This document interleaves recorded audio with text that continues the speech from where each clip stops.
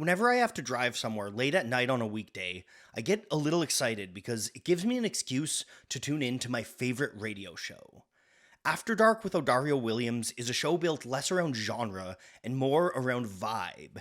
Downbeat music with lush sound palettes provide a perfect soundtrack to the passing lights of the city, and Odario's smooth voice is a comforting guide through the evening journey. After Dark is a breath of fresh air in a radio market dominated by giant conglomerates that have stripped most radio of its character and filled it with the same syndicated shows, bland playlists, and non-stop ads. And this show is only made possible because of the CBC. If you're not Canadian, you probably don't know about the CBC. It's Canada's national public broadcaster. Founded in 1936, the CBC is a cultural institution that runs radio stations, TV channels, and online news outlets across the country. But if you are Canadian, chances are I don't really need to tell you about the CBC. It's an organization that's been baked deep into Canadian culture, and an organization that serves a really important purpose for our country and our sense of national identity.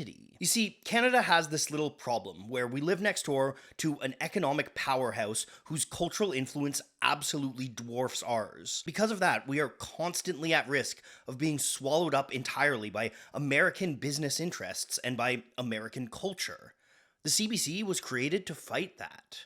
It runs on a mandate of broadcasting programming that's predominantly and distinctly Canadian, celebrating our unique cultural diversity and shared history. It strives to reinforce our culture in both French and English and to contribute to a united, shared national identity. And it's done that for decades, delivering such Canadian cultural institutions as Hockey Night in Canada, Mr. Dress Up, Vinyl Cafe, and Schitt's Creek.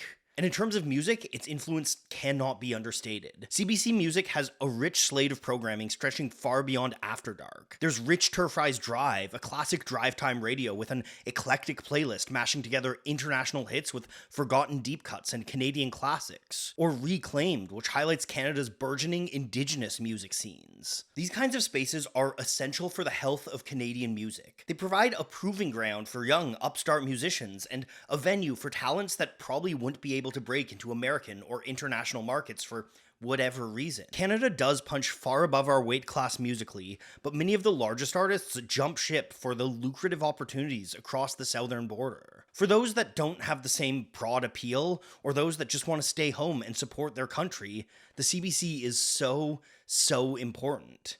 It helps make sure that we have our own musical scenes supporting our culture and our values.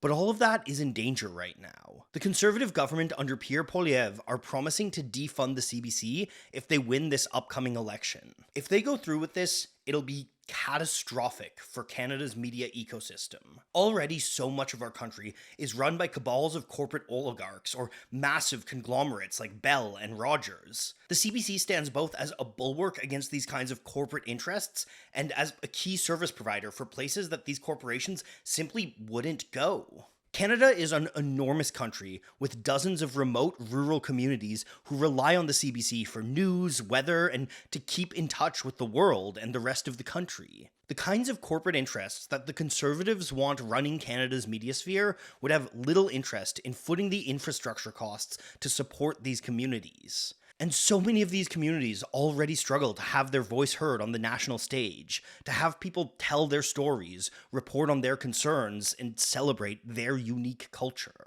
And the CBC's importance in these places and the entire country goes beyond broadcast. Nearly all of the print media in this country is owned by a few powerful conglomerates. The biggest among these is Post Media, which owns the National Post, as well as 35 daily newspapers and dozens of community papers across the country. Now, in my town of Ottawa, both of the city's major newspapers are owned by Post Media.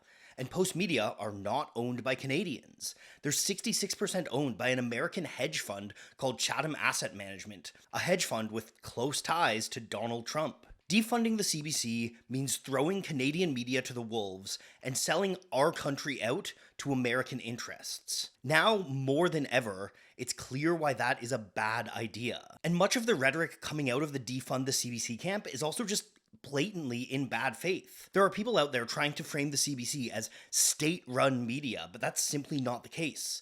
The CBC is funded partially with public money, but it's run with complete independence and oversight. And in fact, the public spend on the CBC is much less than most countries spend on their national public broadcasters. Above all, the CBC is not a branch of the government. It's an independent organization with its own goals. No media organization is free from bias, but the CBC strives to be transparent and objective with its reporting. There are legislative structures and systems in place to keep the CBC accountable to the Canadians who help fund it with our tax dollars. That's not something you can say about many post-media outlets, or about the other corporate interests that have been gutting this country's media for the better part of a decade. I want to make it clear that I'm not affiliated with the CBC in any way, and I'm not doing this video at their behest. I'm doing this video because I was put in touch with other Canadian creators behind a grassroots organization called Save the CBC, and because I really believe in their goal deeply. With that being said, I have worked with the CBC in the past. A few years back, I produced a video with CBC's Creator Network, a network designed to help support Canadian online creators and let us talk about stuff pertaining to our culture. With their support, I created one of my favorite videos I've ever made, a video on Gordon Lightfoot's Canadian Railroad trilogy. By the way, that song, which for me is a cornerstone in Canadian music, was actually commissioned by the CBC itself. That experience was honestly a joy, and it was really exciting to feel supported as a Canadian talking about Canadian things. You know, I face the same issues as Canadian musicians. I work in a media system dominated by American companies. I'm on an American platform right now, and so I rarely actually get to talk about Canadian issues and actually get to celebrate my own cultural heritage. So I'm really grateful to the CBC for providing a venue for that.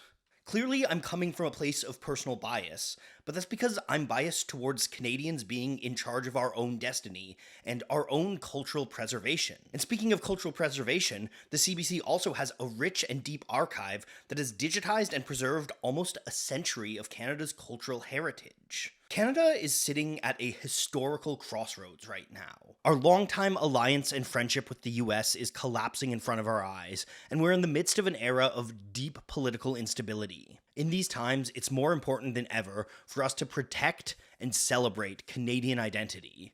And we're not going to do that by selling our country out to corporate American interests. So if you are Canadian and anything that I've said in this video resonates with you, I implore you to get out and vote on April 28th. And if you want to learn more about the project to save the CBC, you can check out savethecbc2025.ca. If you really want to get involved, Save the CBC is running a letter writing campaign, so you can join in and write to your local political candidates and encourage them to support the CBC and keep this country strong. If you're not Canadian, well then, thanks for staying this long, I guess. I hope you learned a thing or two about our culture. The CBC is a really important institution to my country and to me personally, so I really hope that you can join me in fighting to keep it alive. And hey, thanks for watching.